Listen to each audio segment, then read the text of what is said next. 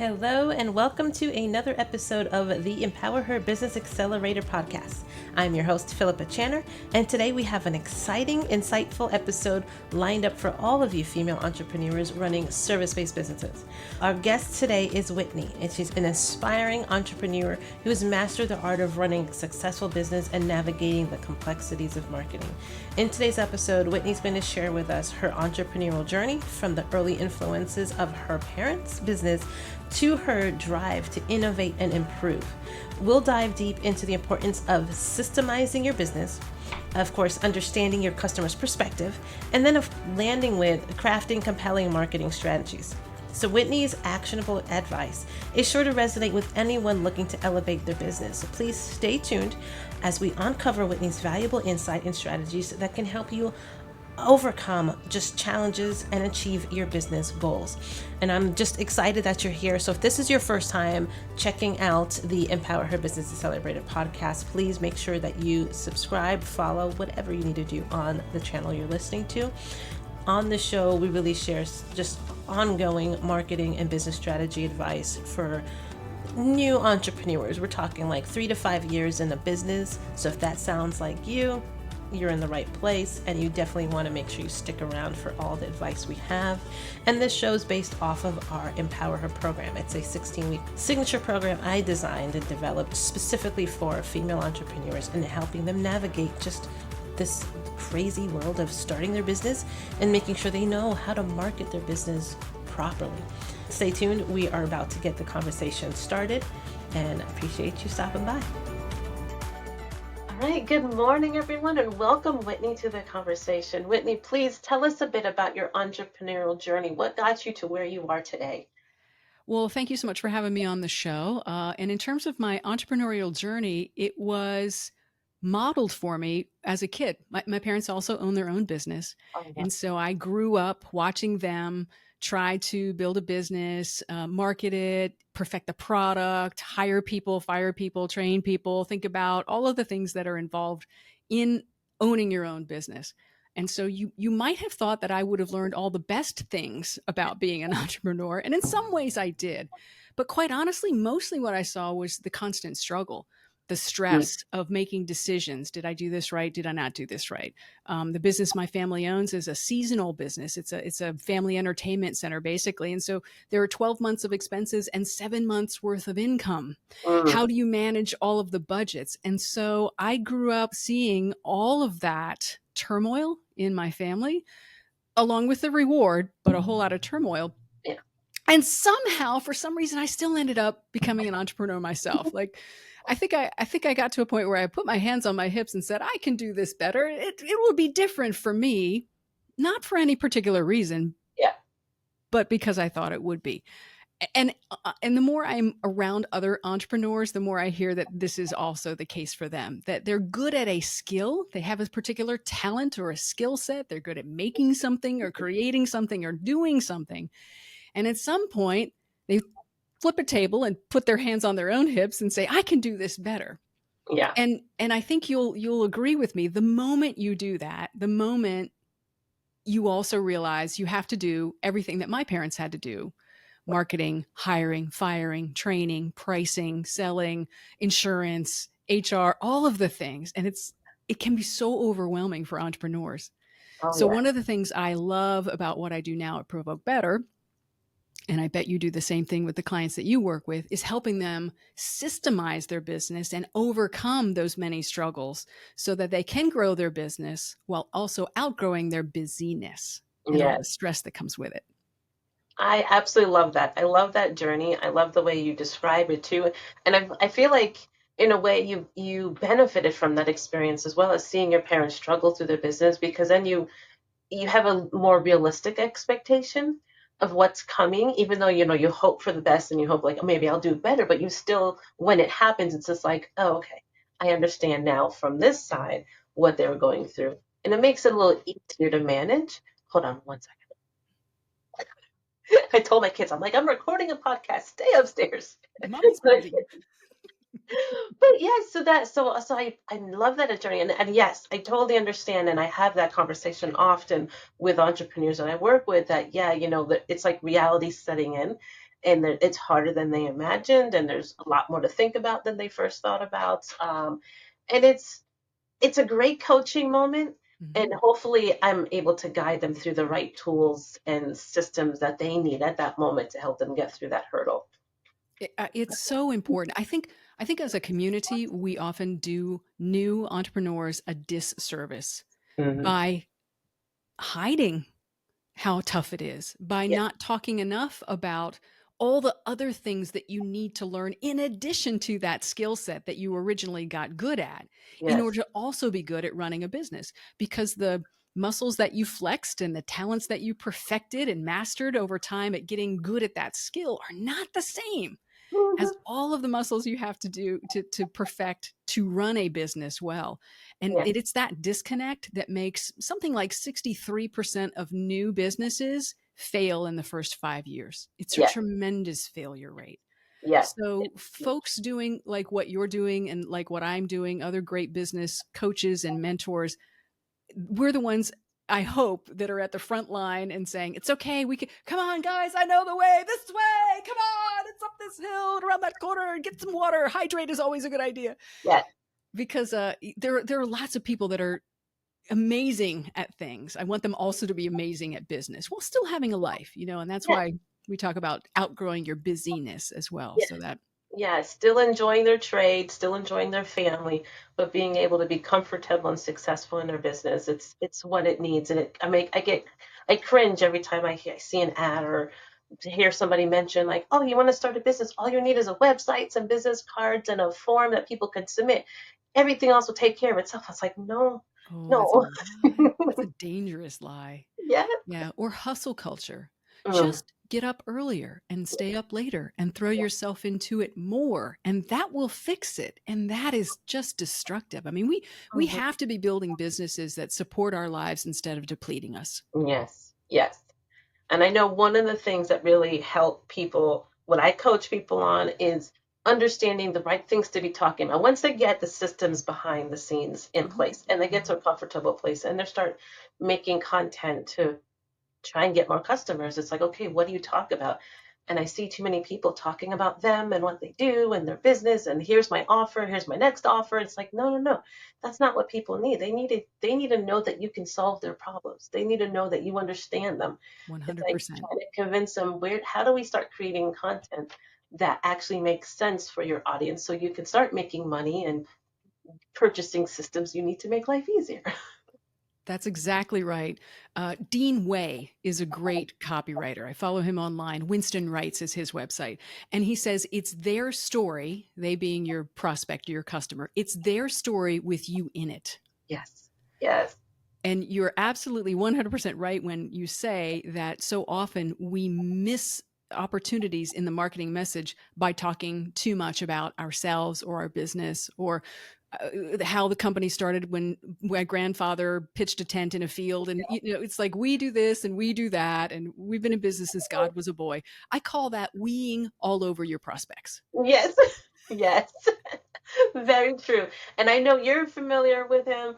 I'm just a big fan, so I'm not affiliated with the company at all and or the brand and all the publications that are put out, but Donald Miller and his book, the brand story and creating understanding how we're the guide in the story and the hero is the customer, not us, has made a tremendous perspective change in the way I approach how I communicate.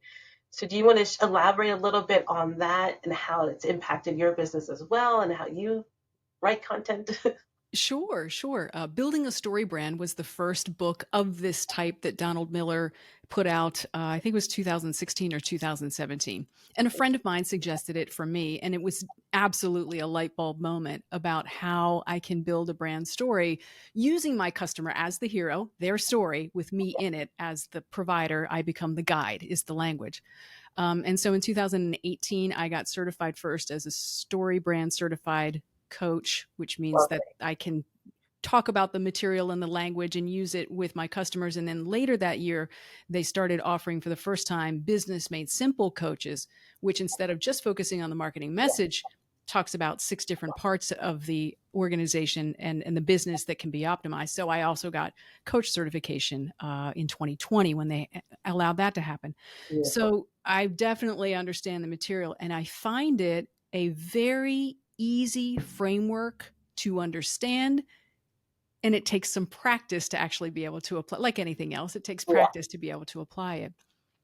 And the first thing that he talks about is, once you understand the customer is the hero, not the provider, not you, is the problem. No great story, no television show, no movie you've ever watched, no book you've ever read actually gets going until there's a problem, until the hero encounters some sort of obstacle that he or she needs to overcome. That's when, as a reader or a watcher, we begin interested. Yes. If Liam Neeson never had a daughter kidnapped, it'd be a pretty boring movie, right? If the guy always got the girl after the first date, it would be a pretty boring movie. Yeah. So the problem, the friction, is actually where it happens. Yes.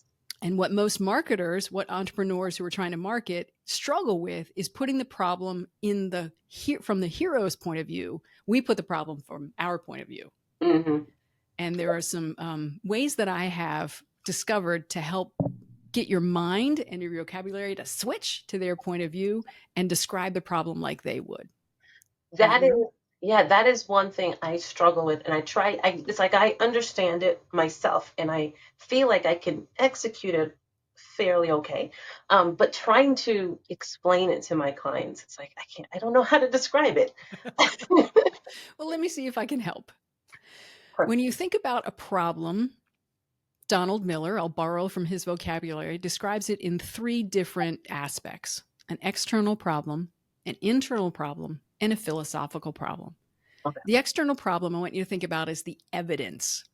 So often we will start to write marketing like we know what the end problem is, right? We know what's really at the core of it. But our prospects often don't see it that way, at least not yet. Yeah. So let's say that you're a fitness instructor and your objective is to help people lose weight, improve their blood pressure, all of the signs of a healthy body. We know, as a fitness instructor, hypothetically, I'm not one. P.S. I'm not actually. I had a good night's sleep last night, but I'm not a fitness instructor, right? Okay.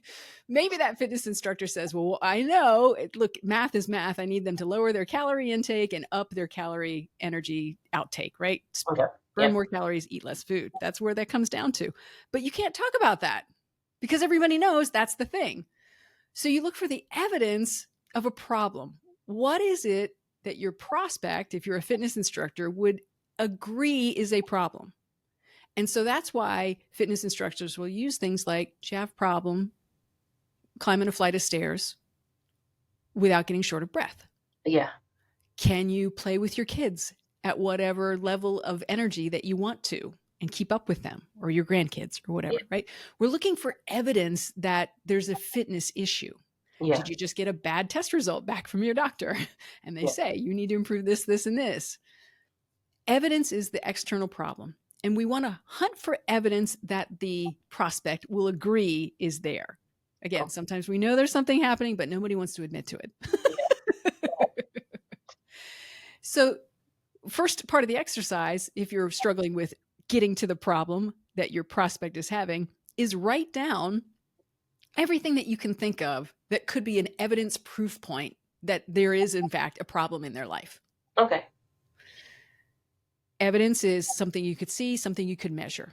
So again, if you're struggling to figure out what does Whitney exactly mean by that? Something you could see, I could come in and visually record you struggling to climb the steps. I could hear your shortness of breath by the time you got to the second flight, right? Indisputable evidence. And write all those things down. Then the second part is what Miller calls the internal problem statement, which is simply, how does that make you feel? Does it make you feel frustrated?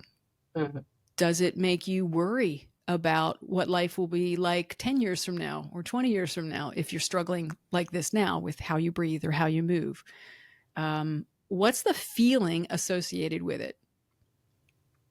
Because humans, dirty little secret here, maybe you already know this, Philippa, we make decisions based on emotion and we justify them logically. Yeah. So any fitness instructor, again, our hypothetical fitness instructor in my example, if they're coming at you with all these data facts about how when your blood pressure is above this, you're going to cut off your life expectancy by 5 years and things like, all of which could be absolutely true, they're not actually helping us make a decision yet. They have to ping our emotional center first. Yeah. With things like worry or frustration or struggle, sex appeal, Yes. longevity, things like that. Are you feeling unsexy? Do you not feel like you're beach body ready? A statement like that pings your emotional sense of pride or self-worth, your self-identity, how gorgeous you think you are. I have a So friend did who loves you, saying, I've missed my beach body, but my fall sweater body's right on track. and I know, and I know you say there's a third area, but already I'm starting to build in my mind. So we mentioned the physical evidence stuff that we could see. Would you mention something like, okay, I noticed you can't climb up the stairs as fast as you can without being out of breath. And then would you follow up with the emotional side, or is it one or the other? No, it's all Okay, three. If you hit all three, that's like the jackpot. Ching, okay, ching, ching. All of them are lined up. That's when you really have tapped into it. Yeah. okay. All right, I won't interrupt anymore. No. It's fine. It's a great clarifying question, and I appreciate that. Yeah. So external evidence, internal, how does that make the prospect feel? And then the final component is what is described as the philosophical problem statement, which simply is, why is that just plain wrong? Mm. What should you have in your life, or what do you deserve in your life? Let's take this out of like a true marketing aspect and put it into a pure story. Okay. I love Star Wars. Let's use Star Wars as an example, right? Luke Skywalker is the hero in Star Wars, and he has a problem. He wants to, initially, in the beginning of the movie, he wants to get off the planet that he's grown up on, and he feels like he wants to be part of the rebellion and fight back against the dark forces that are taking over the universe and all of those things. That's his problem. He feels like he's stuck. He feels, notice what I just said. I didn't even realize I was doing. He feels like he's stuck. He feels like he's getting left behind. He's left out. He feels like he is meant for bigger things, but he doesn't know how to get there. The philosophical problem statement is he should be able to help, bring more good into the world. That's his little like micro philosophical. As a movie, and as a franchise, the entire Star Wars franchise is built on the philosophical problem statement that good should triumph over evil. Yeah. So when I say philosophical, I mean it's like big values type stuff. The good guy should always win the girl. If you're going back to our hypothetical fitness instructor, Yeah. we should build bodies that are ready for long-term success. That could be a philosophical problem statement. Now, if I am the right prospect for you, I'm going to identify with that philosophical problem statement. And now I'm leaning in to say, okay, I bought the concept. How do you do that? What comes next? And that's when you can move it forward. Now, if I am not someone who believes that philosophical problem statement that I should have a body that's built for long-term success, I'm not your client. Yeah. And that's okay. And this is probably one of the biggest unsaid things in marketing that is super, super true. When you have clear marketing, you're not just identifying and magnetizing good fit prospects to your business, but you're reverse magnetizing, you're repelling bad fit prospects. Yeah. So having marketing that helps clarify who should work with you and who should not work with you, I think are equally important. Yeah. I love it. I love it. I think more people need to hear this, because especially when they're getting started, they're in that desperation mode where everybody's their client. They want to attract everybody. They want to do stuff for everybody. And it's like hard to translate, to them that, yeah, yes, you want clients, but you want the right clients. You want the ones that actually need what you have and are going to enjoy. And it's going to give you a good experience. They're going to get what they needed. Yep. And everybody's happy. It's a much better experience. Absolutely. Absolutely. Being known for something and being really good, ruthlessly good at being able to solve that thing, that's really where you're able to charge a price premium, because you're able to achieve exceptional results for the clients that choose to work with you. I mean, Yeah. that's the chef's kiss sweet spot right there. Yes. Okay, perfect. So I don't know if we went on the started at the end and need to back up, but I love the way that you described how we're going to start articulating these problems, understanding the three different ways to approach it and how to incorporate them together to really resonate with the right people so they read it and say, aha, great, that's me. I guess the first step in this would be, how do we know who our right clients are?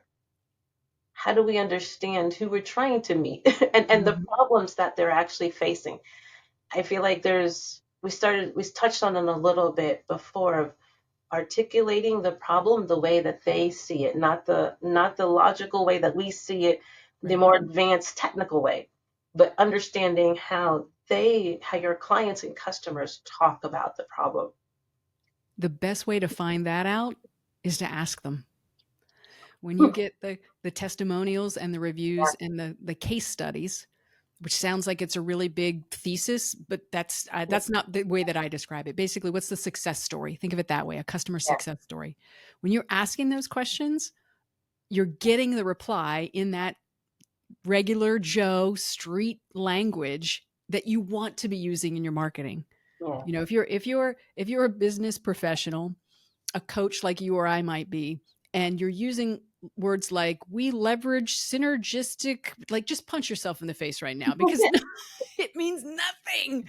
It means nothing to nobody. But when I say something like grow your business, grow your business, wait, I said it wrong. When I say something like grow your business, outgrow your busyness, a yeah, fifth grader could understand that. And yes, that's the language you want to use. And that's actually the conversational language. For some reason, our brains want to write 50-cent words that we never speak. So ideally, your marketing language is more like spoken language that yeah. reflects the way your successful clients would actually talk about it. Yeah. One example that I love to use, I was listening to a podcast and I'm sorry I cannot remember her name. As soon as I find it out, I'm going to put it somewhere so every time I say it, I can refer to her. But the example she used is, so her client recently moved to a home and first time buying a home with an in-ground pool.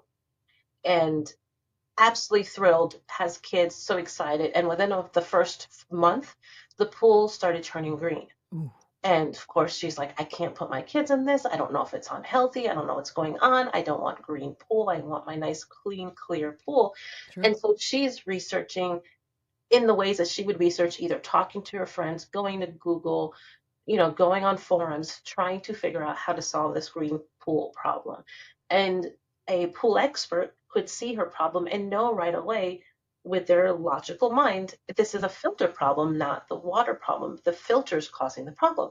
But if they were to go to her and say, hey, I have a good deal on filters, she's going to be like, why are you telling me about filters? I have green water. What does that Such a have to great do with example. Yep. it? And so it's like, we have to make sure that we're using language that our customers are using and saying, hey, nobody wants a green pool. I have a solution for you. And then being able to meet them that way. And so that's what I think about in terms of how do we know the language that our clients are using so we can address the problems they're facing in a way that says, yes, that's me. Yes, that is such a great example. That is such a great example also of the evidence Yeah. that your prospect saw was the water's green. They don't yet understand the root problem.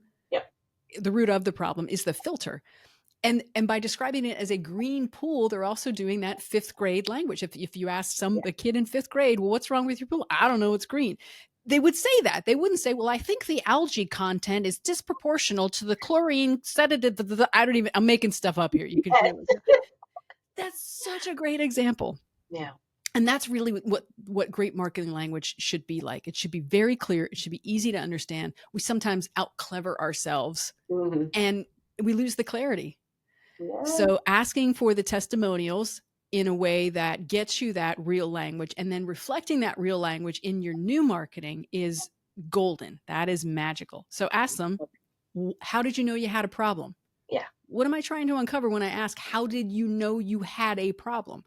I'm asking them to tell me what the evidence was. My pool was green. Yeah. and ideally not giving them a, multiple choice, select one, what was your problem, but no, letting them say it in their own words so Yes. you can understand how they are feeling. Look at the words that they're saying. I felt overwhelmed. I felt, Yep. whatever that they were feeling, and how they phrase the problem is going to be so important. Yep. And that's question number 2. So if you ask them, how did you know you had a problem? How did that problem make you feel? You've gotten them in real language to reflect back evidence and the feeling that went along with it. And then what you do to bring you into the story, remember it's their story and you're in it. Thank you, Dean Way, for that. Yeah. They're telling you their story. How did you enter into it? In story brand language from Donald Miller, we understand we're the guide. Yeah. Obi-Wan Kenobi was Luke Skywalker's guide. Later it was Yoda, and the guide is really the one who knows everything. Obi-Wan knew everything. Luke Skywalker knew nothing. Mm-hmm. So that's when the provider, you as the service provider, entered the story. What was it about our solution? This might be another question, the next question you ask as you're eliciting a testimonial or a review. What was it about our solution that felt right to you? Was there something unique about our process that was attractive to you? That sort of thing. You're like, oh, okay. So now what you're doing is you're getting your successful clients to show you, to point to with a giant flashlight. That was the part that resonated and I liked. Because another mistake that we often make in marketing is we know we use, let's go back to your pool example. Our filters are perfect to the 22nd millionth micron. That's not why they bought your service. They bought your service because you answered your phone and you gave 24-hour response time to clean my pool. Oh, maybe I should talk more about that in my marketing than my super micron filter. Yep. So what was it about our problem, or rather, what was it about our solution that was attractive to you? And then how has your life changed? All heroes go through a transformation. Luke Skywalker starts out as some bumbling nobody, ends up being the savior of the universe later. Huge transformation. Yes. So the question to your clients as you elicit these little customer success stories is, how is your life different now that you've had that problem solved?